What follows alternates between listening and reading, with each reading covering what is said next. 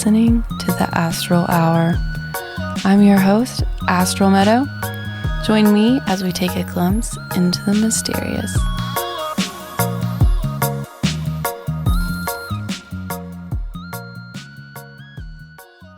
Welcome, everyone. Today I'm joined once again with my husband, Justin, for part 2 of 2 on our series on Hermeticism and the Hermetic Principles, and also where we are going to be diving into the book, The Kybalion. In the past episode, we talked a little bit about the history of Hermeticism, and then we also went into a little background on the author of this book, William Walker Atkinson, who goes by the pen name The Three Initiates for this one. He actually goes under multiple pen names for different works. So it gets a little confusing on like, who is it? But we know that he authored this, and he did it by himself. And you know, this book is centered around the study of the Hermetic philosophy of ancient Egypt and Greece. It has a lot of the background information, which we already talked about, but we'll mostly be focusing on the 7 principles specifically.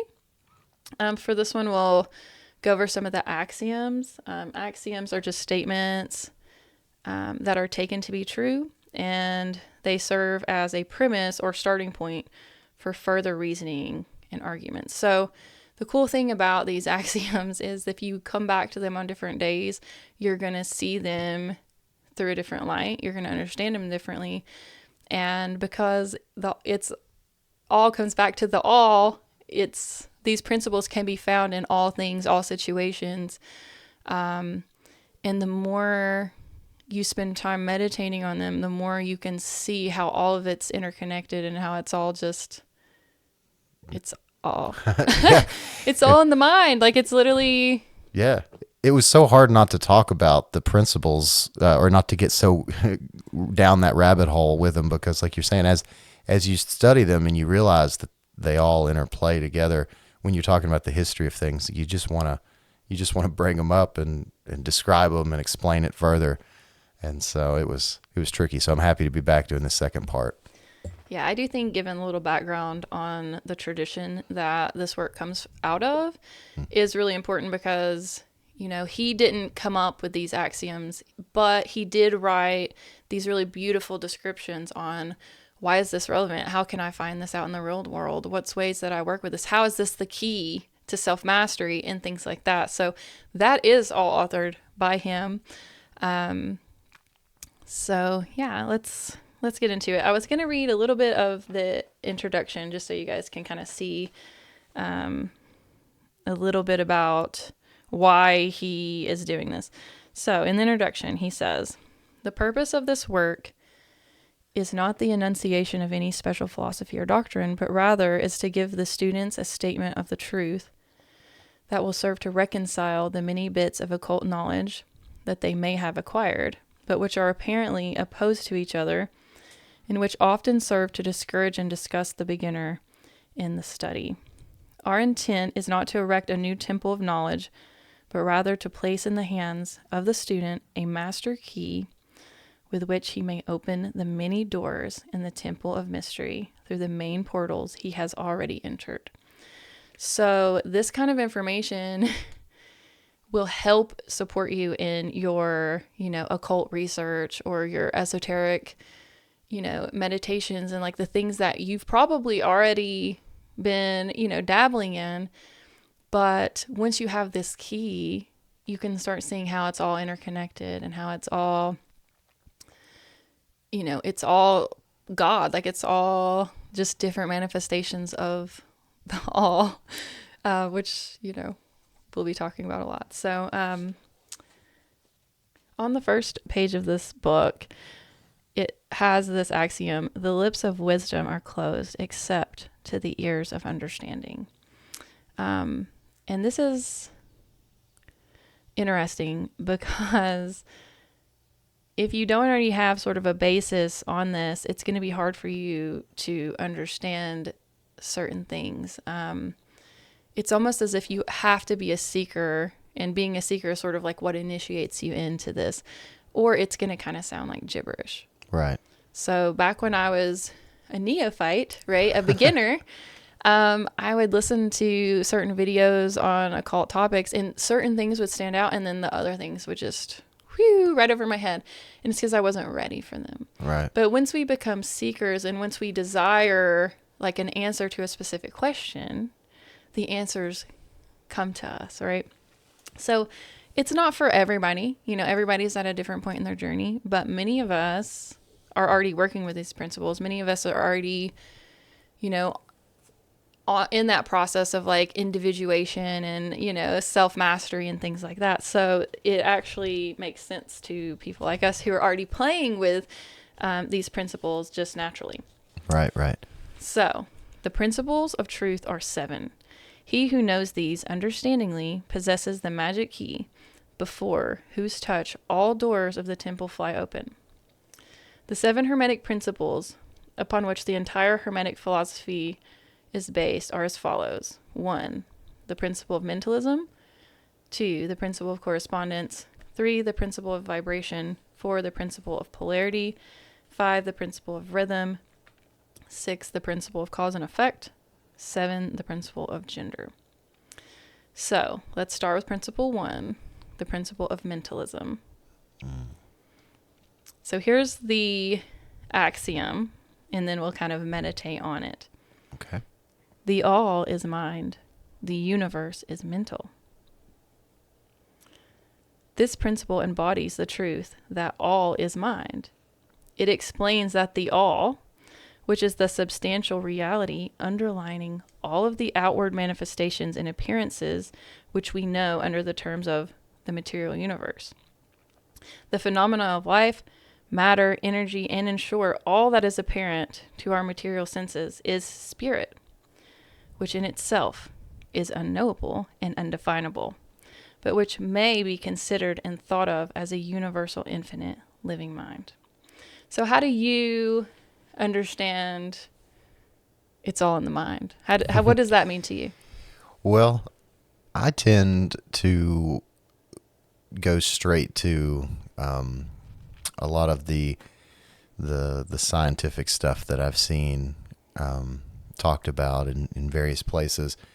For instance, I mentioned in the previous episode, but the study of quantum physics, you get down into it and you realize that the physical world isn't really physical. It's all space, and it's atoms and particles and stuff all moving around each other in vast open spaces. And you take that and you combine it with something like the double slit experiment, where they set up and they shot particles through splits, and if you watched it, it stayed solid. But if you were not watching it, it turned into a wave.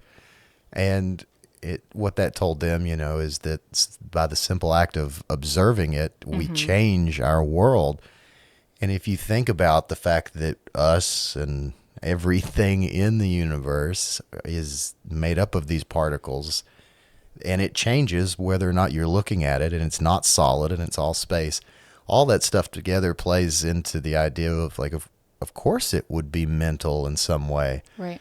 And, it's so much to me, it would make sense that your mind is snapping all of this reality into place as you observe it, as you exist and you experience the world.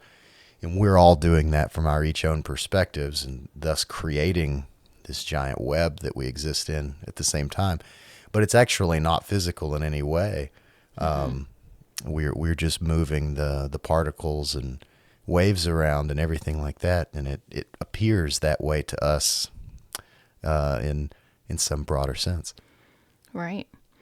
And, which we'll get into later, as above, so below, if we study our own thought processes, it can help us get kind of a glimpse into the all. Obviously, it's unknowable, unnameable, all that, but it's a good exercise for us to understand, okay, mind is power, right? Where my attention goes, energy flows. Yeah.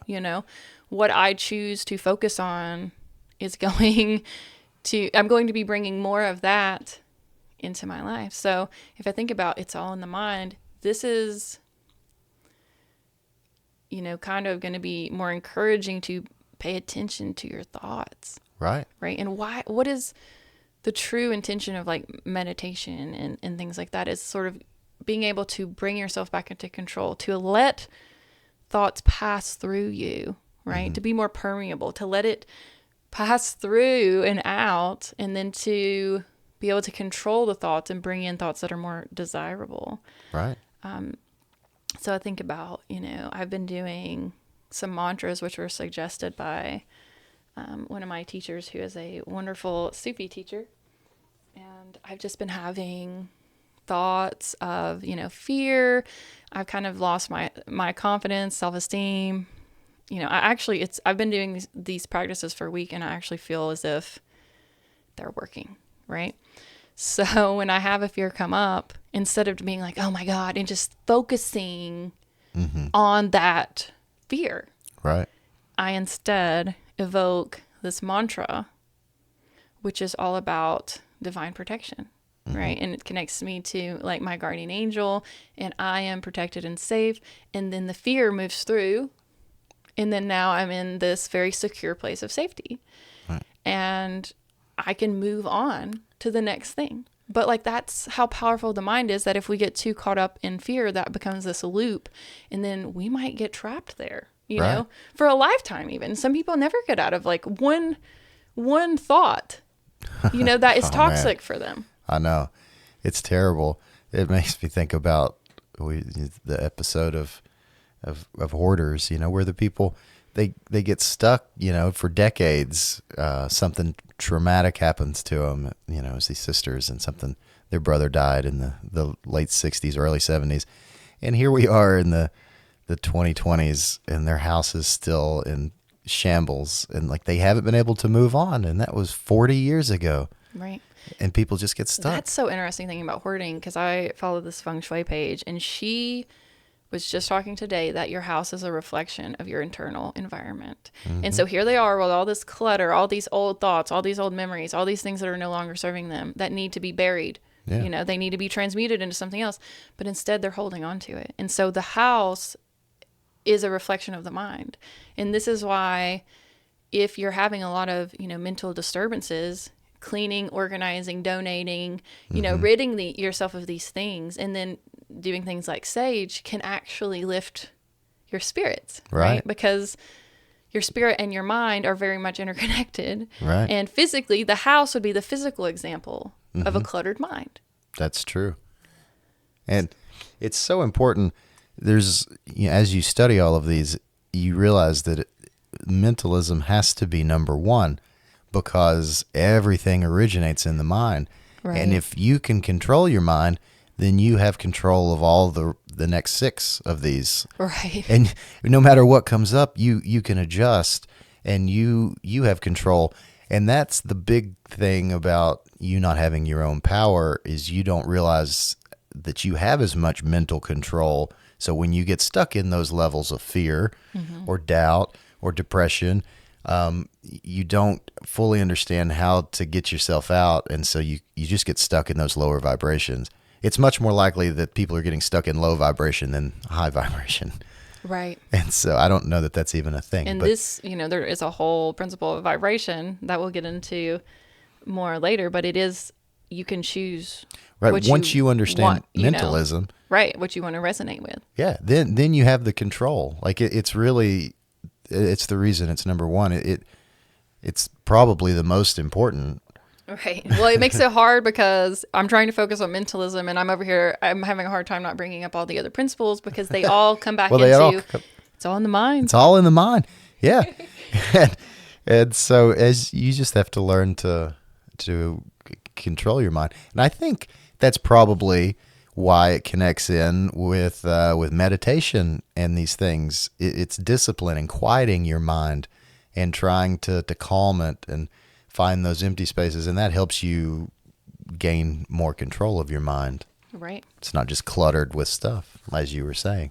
You clean it out, and you can sit in an empty space, and you have much more control of that space. Right. Right.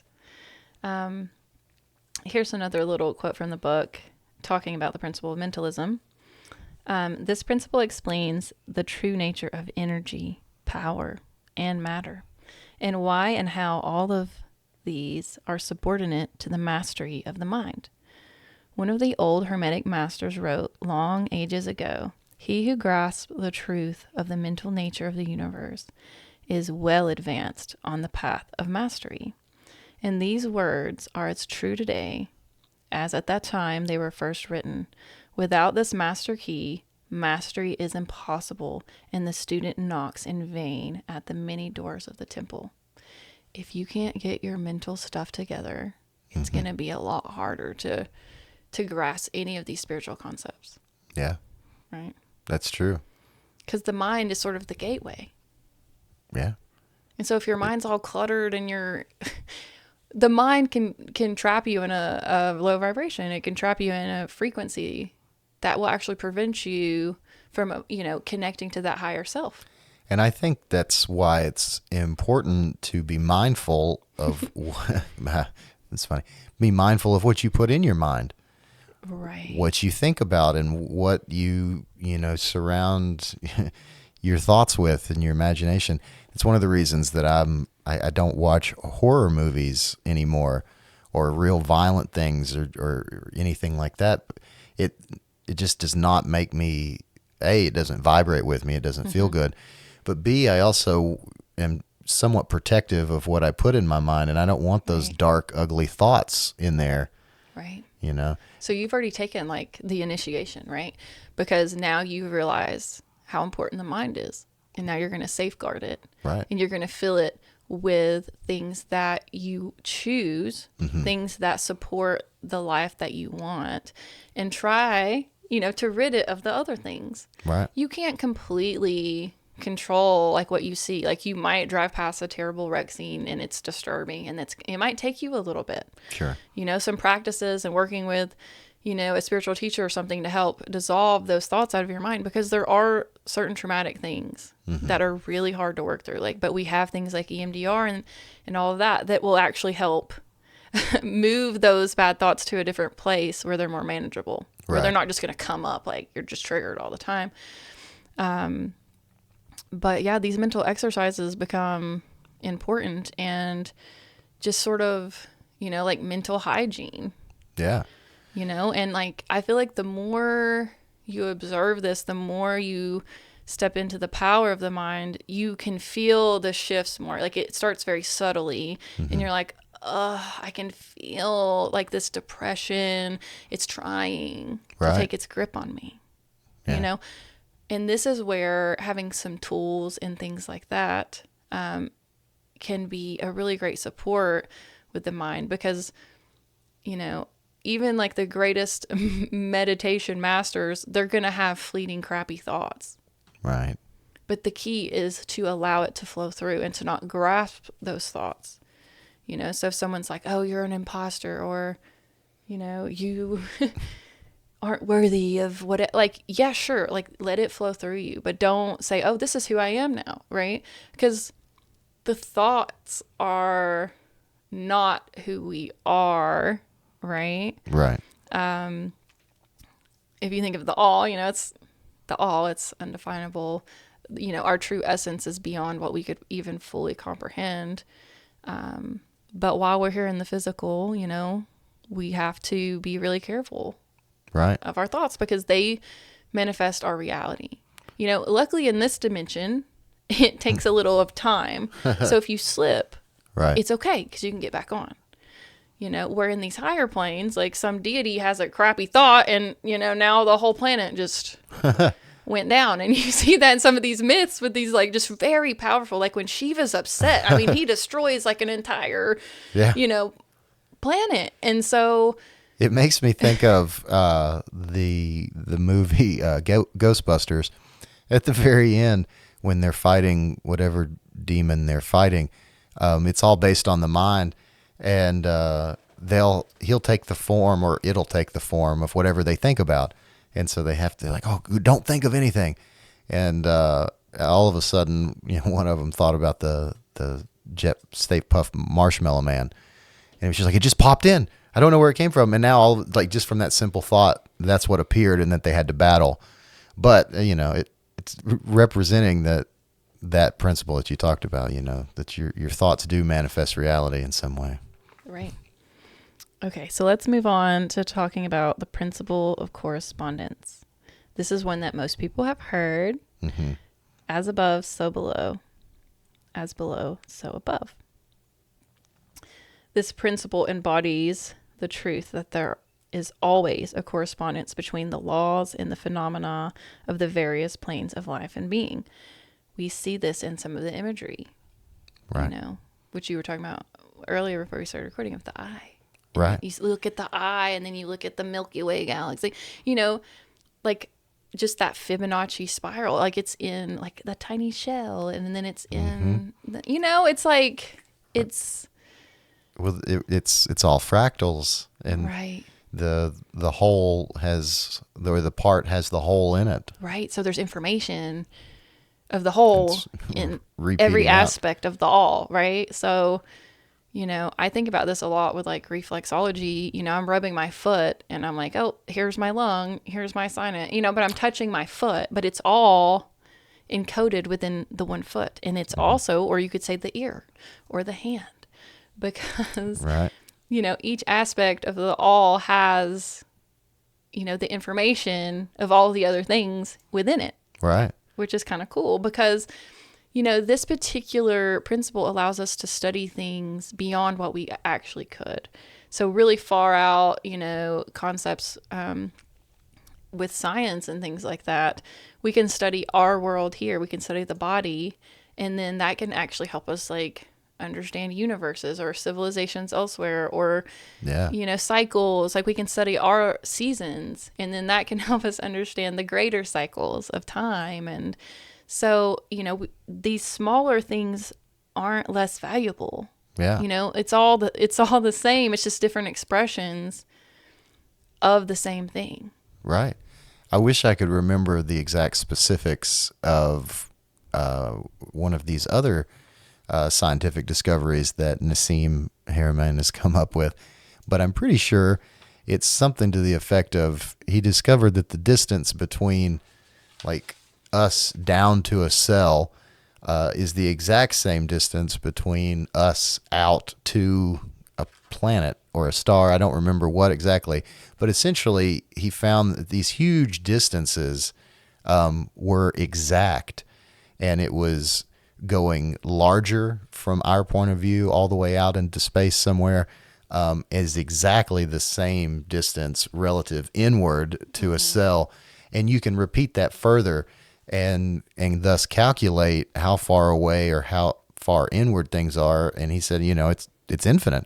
Right. And that shows you that it doesn't matter. Like we go down to whatever the God particle, that is the smallest thing that we've discovered. But ultimately, there's going to be something else further down. Right. It's just going to keep going, just as right. There's it's going to keep going outward, all too. the way up. There's turtles all the way down. Right. And so, to some extent, it makes, the study of the self even more meaningful. Mm-hmm. Because what can we study? Right. At all times is the self. And as we learn about ourselves, we can learn more about the all. We can learn more about each other. As I reflect on my temperament and how things make me feel, then now I can be more empathetic to you because I know how I feel when that happens to me, and so I can see that reflected in you. Right. That's so much the concept, to go inward, to know thyself. Right. And that's how you discover the universe and all of the secrets, is to go inward. Because the universe is within you. Yeah. And so you actually don't have to look through a telescope. And this is something I've learned through many years of meditation, and also, spending a lot of time in the Akashic Records, is, I can look at a telescope and I can see, these constellations.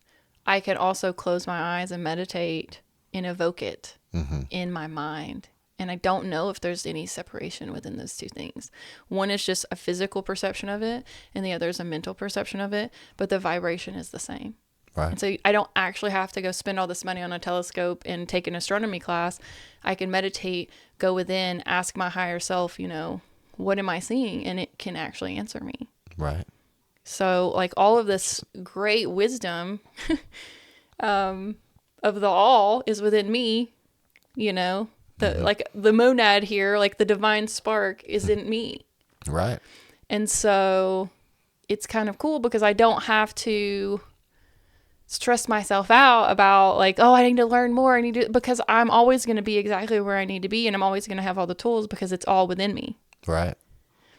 Within, without. Right. Yeah. It's every level, every layer, like I said, it's just exactly a fractal. Like it contains the whole inside of us. Right. It's incredible. So let's talk about the third principle, which is the principle of vibration. Nothing rests. Everything moves. Everything vibrates. This principle explains that the difference between different manifestations of matter, energy, mind, and even spirit result largely from varying rates of vibration. An understanding of this principle with the appropriate formulas enables Hermetic students to control their own mental vibration as well as those of others. The masters also apply this principle to the conquering of natural phenomena in various ways. He who understands the principle of vibration has grasped the scepter of power, says one of the old writers. Nice. So every time I hear this, a song comes in my head. Yeah. Same song for me. Even the things that seem still are still changing. Right. It's still vibrating, even if it appears to look like it's not moving. And they use this example of like a wheel. And like once a wheel starts moving, you can't really, it looks like it's resting. Right. If you take a photo of it, it's going to look like that it's sitting still, but it's not. It's actually moving. So there's sometimes this illusion of stillness. Well, in that song, it's called "Still" by Ben Folds. There's a line that says, stare at the microscope long enough, and even the things that seem still are still changing. And that's what I get into with quantum physics and all that. You go down, and none of this is physical. It's all little particles and stuff all vibrating and bouncing off each other and moving around. Everything's moving at a small enough scale. Most of the time we just don't see it. We think we're just sitting around, lazy on a couch, but everything's moving at all times. Right. There's all sorts of chemical processes. You're breathing, you're having thoughts, all sorts of things. And you're always, vibrating at some particular frequency. Right. It makes me think about, saying Om and chanting various things like that are based around vibration.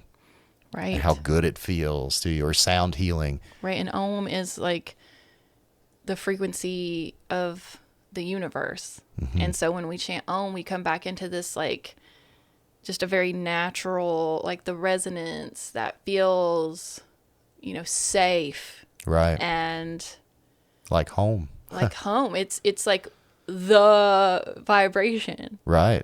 And so everything else is like pulling us this way or that way. Then when we focus on Om, now we can come back into that, that true state. Yeah. And using things like Om or sound healing and stuff is using your mental power to understand that those things can help you. And so yet again, it's all about understanding the mind power and knowing that you can affect things. Right. Believing in sound healing and knowing that this vibration can affect your vibration because you are vibration. Right. And knowing that and believing in that, that's how you affect things and how you actually make a difference and heal things and change it. Right. And clear the undesirable frequencies within your being, so like we were talking about with fear, like you can chant and it's going to disperse that, that vibration. And now you're vibrating with that mantra. Mm-hmm. So through the mind, we can completely control the vibration that we choose. Yeah. I feel like I just want to just keep quoting song lyrics now because Well, here we go. That's the thing, is these principles. yeah, Once you start sitting with them, you're like, oh, it's in every song. It's in every piece of art. It's, it's in every image of every galaxy or every MRI scan. Like, it's everywhere. you start seeing it. It's totally true.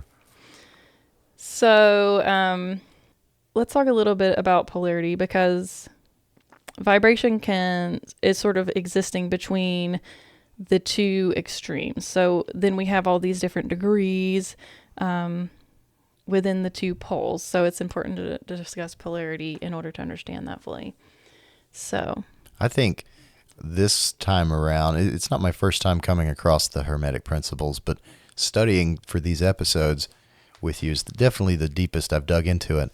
And I think this time around, polarity was the one that I learned the most from and has really affected the way that I'm looking at stuff in the past few days. Like understanding, like somewhere someone used the example, and it may even be in the book, I don't know, but there is no such thing as pure heat, or right. there's no such thing as pure cold. They're the same thing on a different ends of the spectrum. Yeah, on the same thing. They're just a form of temperature, right, which is just a thing. There's not two of them. And the same thing with up and down. It's just different points on the same line. So, or the same thing. And understanding that, and it has really kind of blown my mind a bit in the past few days. right. So let's talk about what the principle is, and then we can get into it a little more. So everything is dual. Everything has poles. Everything has its pair of opposites. Like and unlike are the same. Opposites are identical in nature, but different in degree. Extremes meet. All truths are but half-truths. All paradoxes may be reconciled. There's this little section in the book that I really like talking about this principle, and it goes into the law of paradox. So, what the Hermeticists know as the law of paradox is an aspect of the principle of polarity. The Hermetic writings are filled with references to the appearance of the paradox in the consideration of the problems of life and being. The teachers are constantly warning their students against the error of omitting the other side of any question.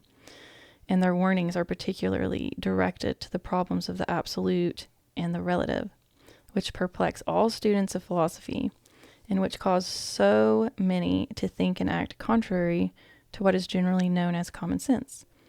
And we caution all students to be sure to grasp the divine paradox of the absolute and relative, lest they become entangled in the mire of half-truth. With this in view, this particular lesson has been written. Read it carefully. So, I just wrote, a poem on the fanatic, and it really made me think of this, because, like, what is absolute? And then it can all be considered relative. Right. Right? So when we have these people that are acting in these extreme polarizing ways, we can see those extremes. Mm-hmm. And we can actually choose to say, well, I think both parties have, their benefit, and both parties have their downfall, or whatever. Both ideas have something, more of benefit, and then some of these ideas have, so because every truth mm-hmm. has both. Right. And absolutely. And you can slide up and down that scale. Right. Which is really cool. And I think this is the thing that I've really am grasping onto. So like, happy or sad or angry, and you can slide yourself up and down that scale. You don't have to be on one side of the fence or the other. That's not the way it is. It's like I said, it's like a line or a road or a scale or something like that. And you can just go to the other side. And, right. Because it's all the same thing. It's you just slide it up and down or whichever direction it goes. Right. And we can, see this. I see this a lot, or I utilize this principle a lot in astrology. When talking about like oppositions, or if someone has like a really intense stellium in one side of the chart, and they're getting hit with a lot of energy in that particular house, I guide them into the opposite house, because that's going to offer the other polarity. Right. And, you know, specifically with astrology, we think about our north and south node because they're always in opposition. And this axis offers so much information for us and guidance on our journey of, okay, well, in the past life, I was, you know, like extreme this way. In this life, I'm, you know, leading to this other extreme. What about learning from both of these, you know, Right. and finding the balance in the middle? So my chart, you know, my north node's in the first house of self, which makes my south node in the seventh house of relationships and like others. And I find myself constantly sort of teetering back and forth on this axis. And even though my north node is all about the self, I don't think that that is truly the way, right? Because Right. I still have other people in my life that I need to depend on. But I don't want to be so dependent on them that I don't, you know, develop self-awareness Right. and, you know, my own choices and like, what do I want, my own desire. So it's not that we want to just completely discard the other aspect. We want to You got to find the middle. reconcile the opposites. Right. Yeah. So And understanding this would make you super empathetic, because you would understand that, you know, it plays into the we're all the same and we're all just at different we're, you know, different degrees right now. right. And so, you know, that's like if you could walk a mile in my shoes, but you understand that it's all the same, you know. Right. There's not good and bad. We're just at different degrees at the moment. Right, which is really nice in a world that kind of wants you to see everything in black and white. It's really cool to sort of be able to say, you know, I think it's kind of like a healthy way to view this mentally would be to look at it through that gray, the middle path, the, you know, reconcile these opposites, learn from them, and then find the balance in the middle that feels right. Right. Because you wouldn't be judging someone based off of you're way over on the left or the right or whichever. Right. You love them for being a person, and you see them as you see anyone on that scale. It Right. doesn't matter where they're at. And that would instantly make you more loving and compassionate and empathetic, like I said. Right. We're all just on a journey, and, you know, based on past lives and choices that we've made in this life and things, you know, it shifts us into certain areas, like more emphasis on one than the other. And so we can be, you know, sympathetic to those who are suffering, even if we could say, oh, well, maybe in a past life well, it doesn't matter because right now they're suffering. Right. So I can reach out my hand to you and help you in that time. And this is that whole bodhisattva vibe, which is sort of like rising above all of this and just saying, you know, even though I have found the middle path and it's helpful for me, I recognize that not everyone has found this information. Not everyone knows this because it's been secret and hidden, and it's been set up for us to, you know, go this way or that way to these extremes. Right. It's actually like mapped out for us to fall into that, especially when we're born into a religion that's saying, oh, you have to think this and that other person's bad. And Right. It keeps you divided.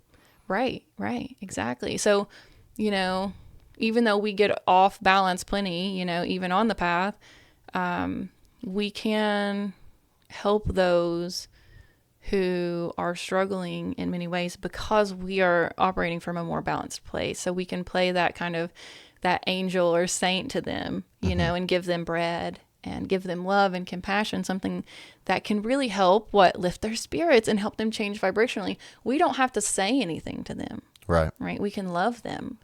And that love, even though sometimes you want to hate people in these extremes because you're like, this guy's an asshole. He won't stop. He does this thing every time. Like he always takes it there. But if we can stay in the middle, right, and say, well, he is vibrating at that frequency and I'm vibrating at this one, but by certain acts and love and kindness, I can share a little bit of my vibration with him, and it might not like fully save him, but it's going to give him a taste of, you know, this is different than what I'm feeling. And I've been in the same vibration for years, and then this person showed me kindness, and then I suddenly started realizing, you know, maybe I could be kind. You know, maybe smiling at people isn't, a waste of my time because like this person smiled at me and I changed. And what happened is that person's vibration influenced your vibration and pulled you up. That's what they mean. By a couple degrees. Yeah. That's what they mean by be the change you want to see in the world. Mm-hmm. Because when you start being those ways and acting and treating people those ways, it automatically changes the people around you. Right. It shifts the vibration. Yeah. And that's how you change the world. It literally is through the vibration and exactly what we're talking about right now. That's why it's hidden. That's why these are so important and considered keys to opening and unlocking the universe for you. So I also like this quote, which I think was in the same kind of section. Keep your mind ever on the star, but let your eyes watch over your footsteps, lest you fall into the mire by reason of your upward gaze. Remember the divine paradox, that while the universe is not, still it is. Remember ever the two poles of truth, the absolute and the relative. Beware of half truth. So they're saying that again. Don't fall on one side of the coin. If you start seeing the other, then that's going to show you that you have been polarized. But I liked it so it's like, keep your mind on the star, but watch your feet. Mm-hmm. Right. Watch where you're going. I think that this is really important because a lot of times, on the spiritual path, you'll notice these people and they go from one polarity to another. They're like a hardcore, like, I don't know. It's like they have nothing, and then they go straight to these spiritual things and they lose their footing because they become obsessed with the above. And that's fine, but like we need to have our feet on the ground. We don't want to be all, in the spirit. We want to also have the physical. Right. And we want to be balanced in between those two states. So it's easy to get caught up in like all the spiritual truths and all this, but it's also important that we stay present and when we're living them in the physical world. And, from a balanced place, that we're not just extremely, we're so spiritual that we're not taking care of our bodies. We're not watching where we're walking and we're tripping over stuff. And it's like, well, I'm not paying attention. I'm operating on this other polarity of just like extreme spirituality or something. And I'm forgetting that I need to work. Like I need to wash my laundry and, and so this is like part of that balancing act. It's you get too airy and you've got to ground yourself. And then at the same time, if you're just too grounded and you're not dreaming and you're not soaring, then you can get stuck in a rut. Then you're stuck in the mud. And you can't get out. And so you got to find that happy balance.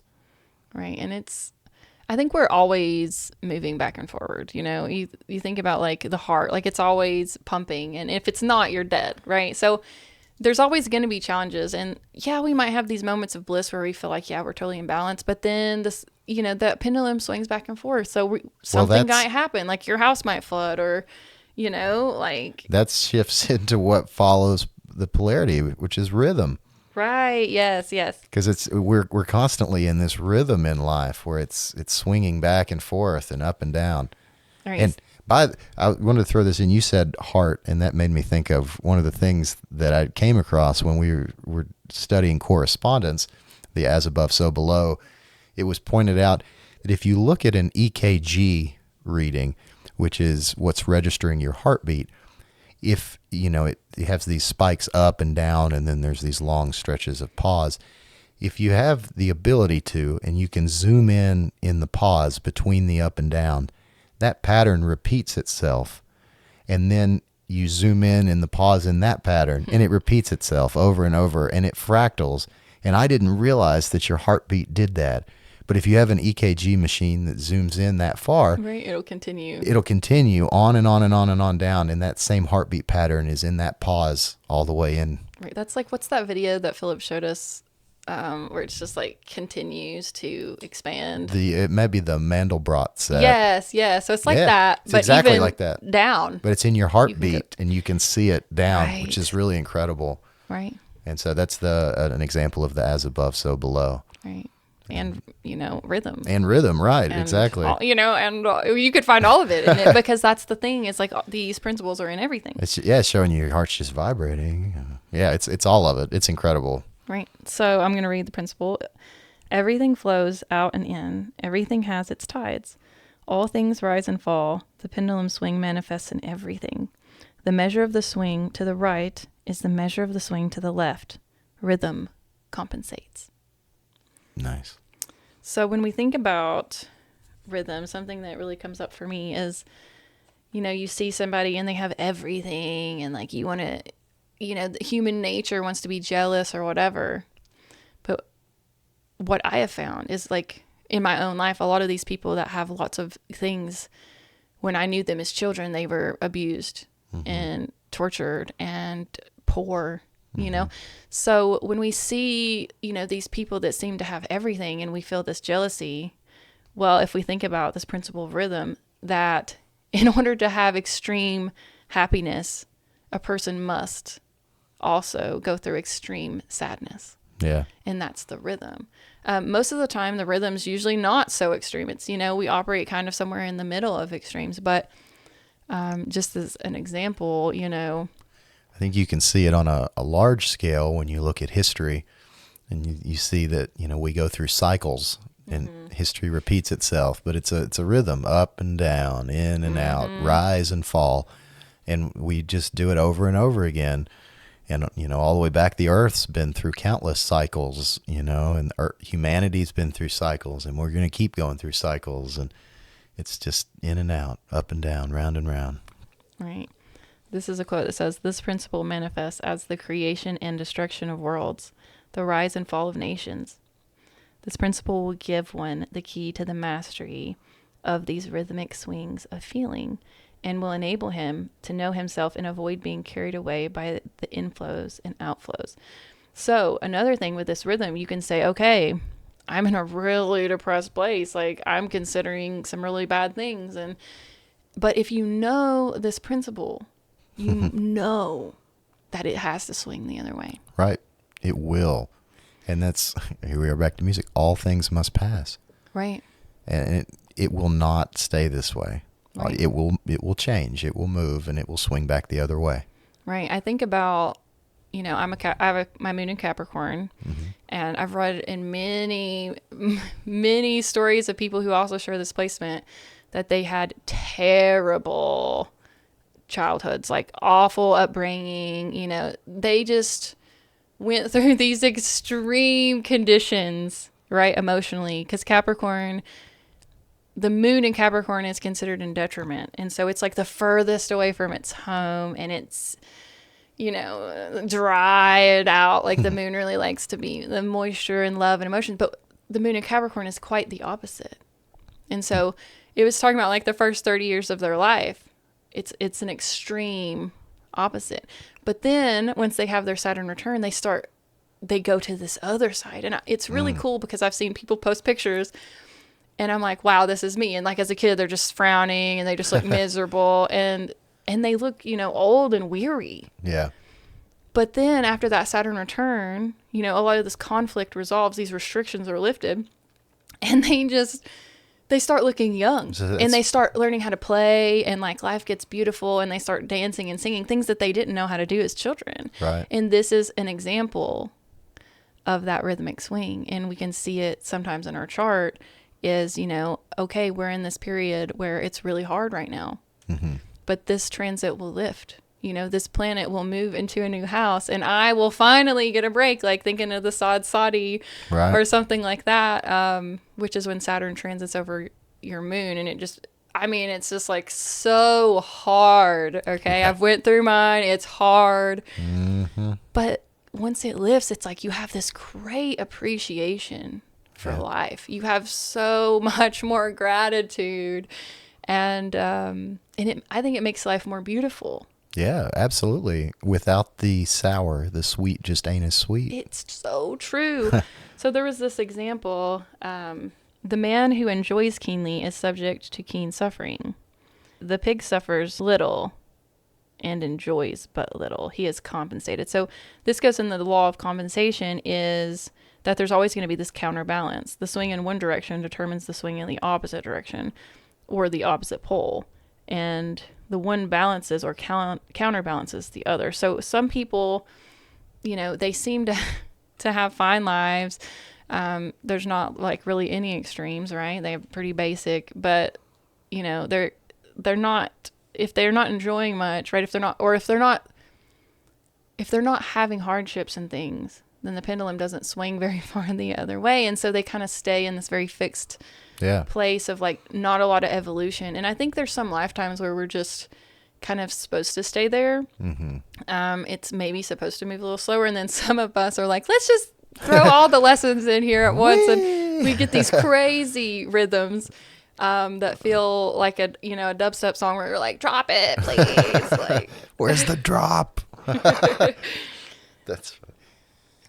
You know, we've talked about this a little bit on another episode because we got into this concept when we talked about the shadow. And so much of like you can think of it as like you're on a teeter-totter, and whatever you load down on one side is going to have to be compensated on the other. Right. And exactly. So if you're a saint and everything you do is perfect and great, you better go sacrifice the meal you just made because it's going to manifest as some other extreme. Yeah, because of polarity and rhythm and all of this, like there's going to be another side to it, and it's going to swing the other way if you don't balance it in some way yourself. All right, so I'm going to read this little excerpt from the book. It's on pages 76 and 77. The Hermetic masters long since discovered that while the principle of rhythm was invariable and ever in evidence in mental phenomena, still there were two planes of its manifestation, so far as mental phenomena are concerned. They discovered that there were two general planes of consciousness, the lower and the higher, the understanding of which fact enabled them to rise to the higher plane and thus escape the swing of the rhythmic pendulum, which manifested on the lower plane. In other words, the swing of the pendulum occurred on the unconscious plane, and the consciousness was not affected. This they call the law of neutralization. Its operations consist in the raising of the ego above the vibrations of the unconscious plane of mental activity, so that the negative swing of the pendulum is not manifested in consciousness, and therefore they are not affected. So we can't fully escape these laws, but because we know that swing's coming, we can adjust where we're standing. And it neutralizes it almost. Right. Yeah. Right. It is akin to rising above a thing and letting it pass beneath you. The Hermetic master or advanced student polarizes himself at the desired pole, and by a process akin to refusing to participate in the backward swing, or if you prefer, a denial of its influence over him, he stands firm in his polarized position and allows the mental pendulum to swing back along the unconscious plane. All individuals who have attained any degree of self-mastery accomplish this more or less unknowingly, and by refusing to allow their moods and negative mental states to affect them, they apply the law of neutralization. Wow. And so you can like kind of dodge it. Yeah. Right? With the power of the mind. With the power of the mind. It's so important. You control your mind and you can dodge all sorts of things. Right? So you can see, okay, I'm leaning, like I think about the seasons, or I think about as a woman with my cycle. I know the cycles. Like I know I'm going to be crazy on a particular, couple day span. Right. I know that, but I can dodge it by saying, okay, I know this cycle. I know that I just had like great energy. My skin looked great, felt good. I know it's going to swing the other way. Yeah. And so what I have done in regards to that cycle is I keep my calendar open. Yeah. And I give myself mental health days around that time because I know the pendulum swing is going to be intense. I know I'm going to be tired. I know I'm going to have fleeting emotions and all this. So I feel like I dodge it by saying, no, I neutralize it by saying, I'm not going out into the world today. Right. I'm not going to overexert myself today, knowing that I know my energy will be low. This is cyclic. So also the seasons. If you know that you struggle with seasonal depression, you can control that rhythm just a little bit. It's not that you won't get a little seasonal depression, but maybe you introduce light therapy. You change the things that you're doing around that time. If you're like, okay, the world's sad, everything's depressing. Well, maybe I take my vacation in the middle of the winter and go get some sun somewhere else. Maybe that's how, I find the balance here. Staying conscious instead of letting the unconscious part of it rule you and affect you. Right. And the cause and effect is the next principle. Ooh. So it just one after the other, they build on each other. They really do.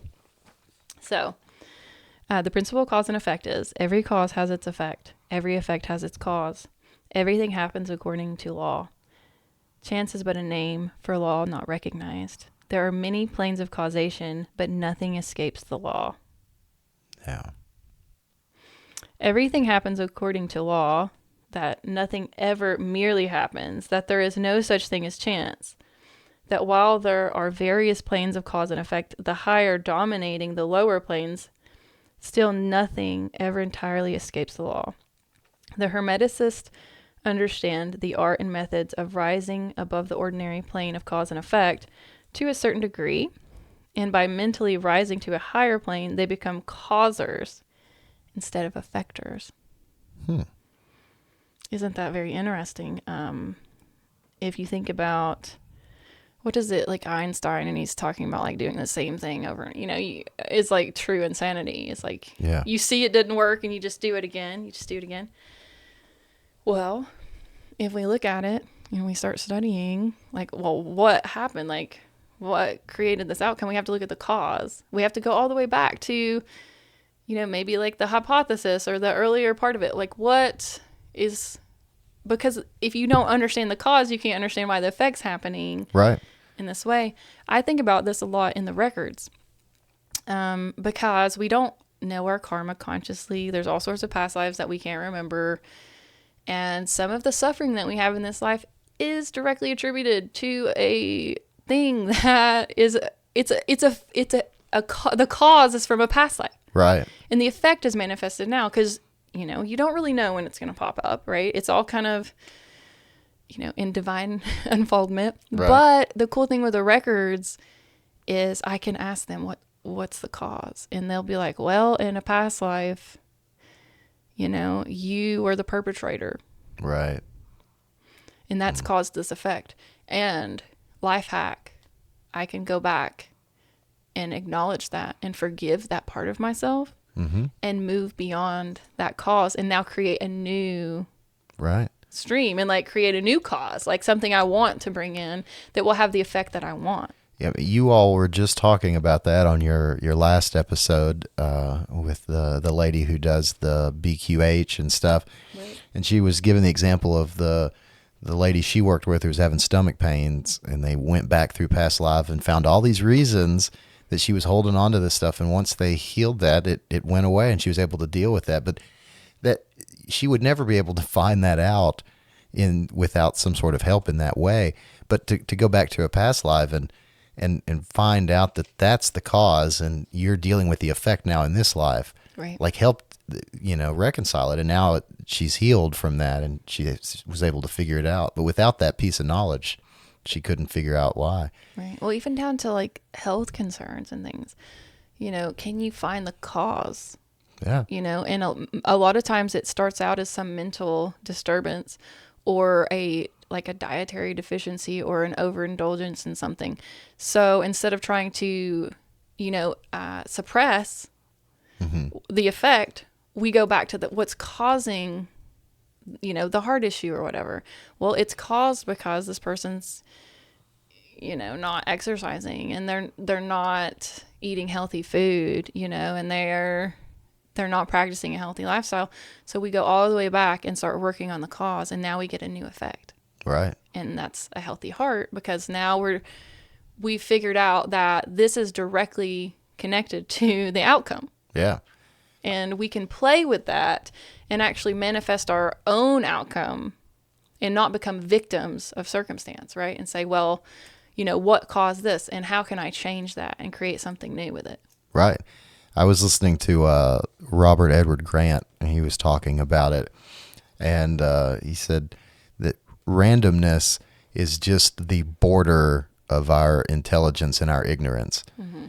we only perceive things as random because we don't understand them yet. Right. And I feel like that was kind of similar to a quote we read earlier. Yeah. And so it may be hard to figure out what pieces you're missing.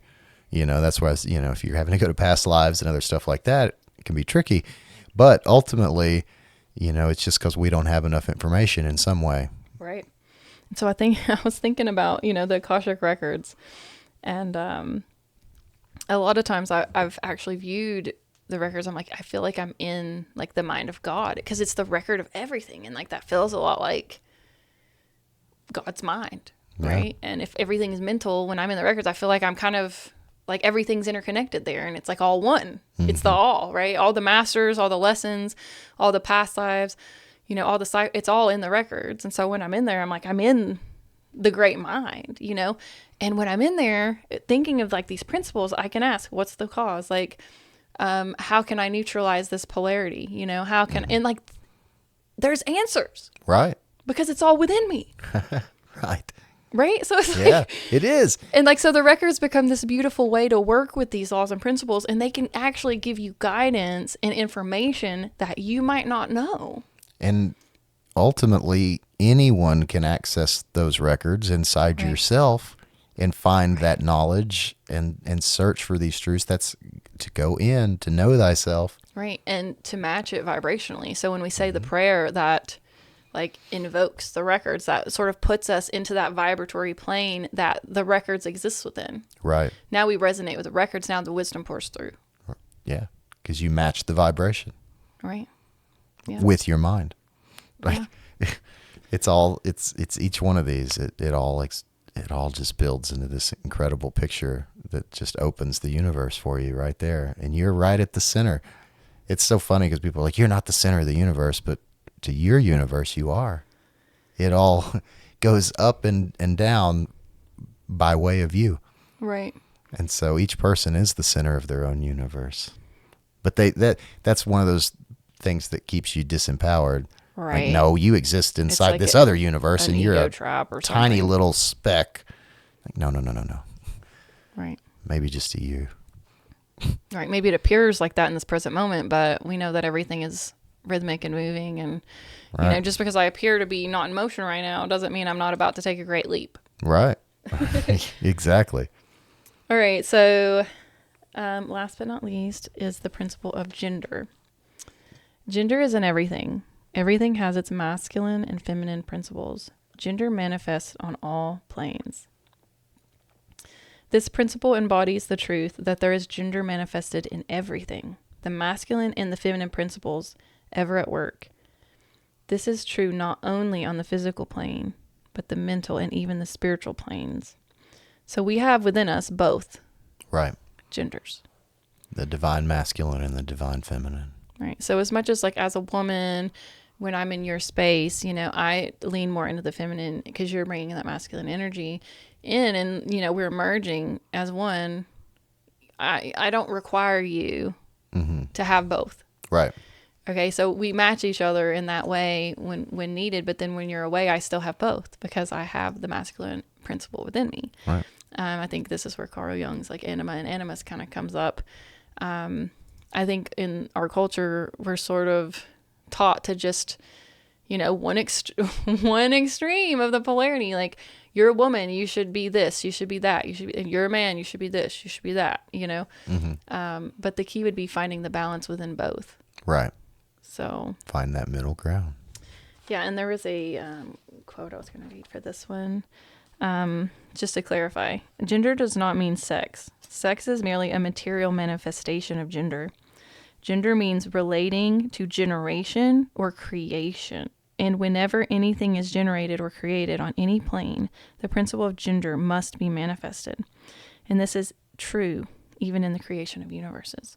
So when I think about the feminine, like the yin, it's intuitive. That's where I'm coming up with a lot of my creativity.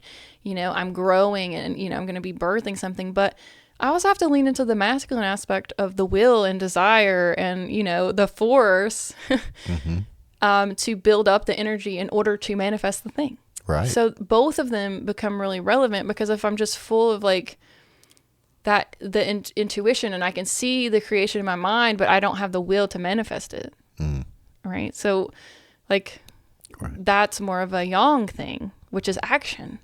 So I have to take the action to manifest what I've, created in my mind. But both of them are necessary. Right.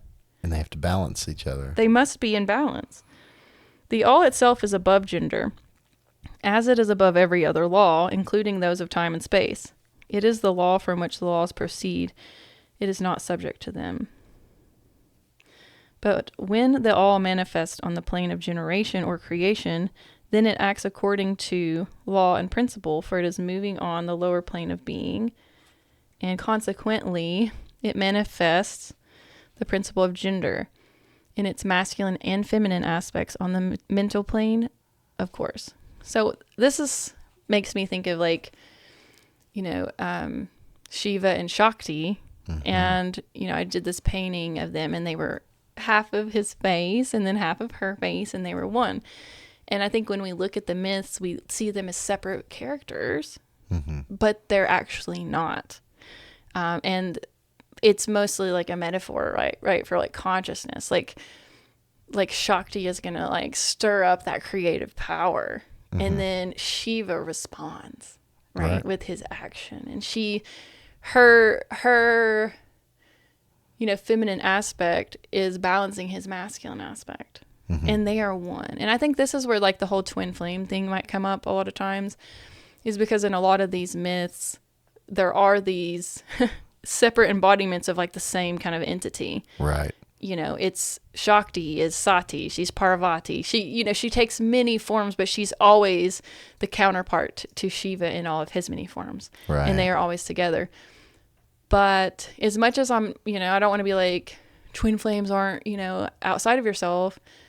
Like, I think there's an aspect to it to where it's just one, so that masculine and feminine is within me. And so the thing that I need to balance my feminine nature is to be in touch with my own masculine nature, and when I connect with you, the male, like you give me more examples of how to, put those things into action, but I have that ability to do it, but you might inspire it. Right. Right. And I might inspire you to be more creative or to go within and take some space to, right, like be at peace or whatever. And like together we help teach that to each other to help activate the other aspect of gender, which we've been taught to shove down and just represent one part of it. Right. Well, the law of polarity would tell you that we exist on the same axis and in just different poles. Right. And so you can slide up and down it and